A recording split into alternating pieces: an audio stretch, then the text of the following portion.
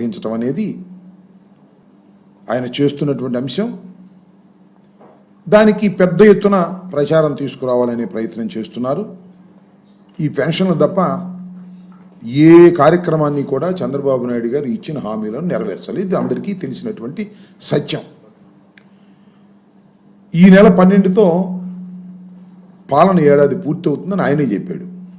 మా లెక్క ప్రకారం 4వ తారీఖున పూర్తవుతుంది. ఆయన ప్రమాణ స్వీకారం చేసింది 12వ తారీఖు కాబట్టి 12వ తారీఖున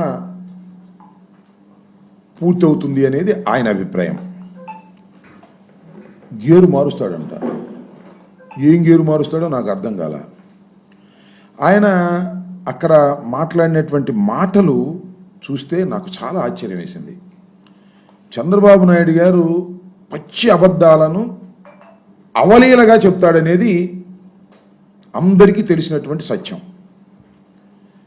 ఎంత అబద్ధాలని అవలీలగా చెప్తాడంటే, లైవ్ డిటెక్టర్ పెడతారు, నిజాలు చెప్తారా అబద్ధాలు చెప్తారా అని. చంద్రబాబు నాయుడు గారికి లైవ్ డిటెక్టివ్ పెట్టినా కూడా ఆయన అబద్ధాలు చెప్తున్నాడని అర్థం కానంత పరిఫీదైపోయి అబద్ధాలు చెప్తూ ఉన్నాడు చంద్రబాబు నాయుడు గారు. చూడండి, అవినీతి లేని వ్యవస్థకు శ్రీకారం చుడతాం. 1, అధికారులు పేదల కోసం పని చేయాల్సిందే. లంచాలు తీసుకుంటే చూస్తూ ఊరుకోను.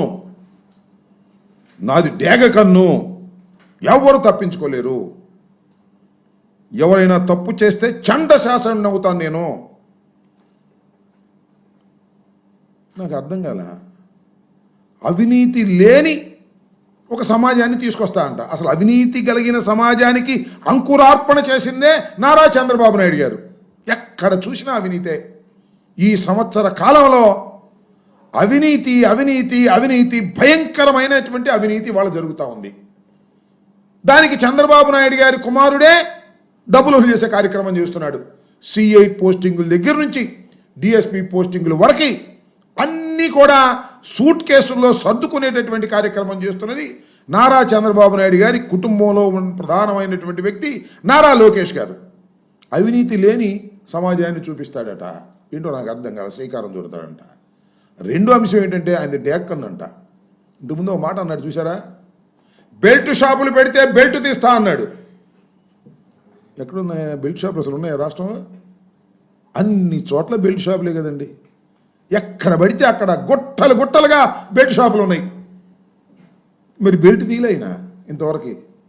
బెల్ట్ షాపులు మాత్రం విచ్చలవిడిగా జరుగుతూ ఉన్నాయి. ఏమి తెలియనట్టు కూడా ఒక మాట మాట్లాడతాడు, ఘీంకరిస్తాడు.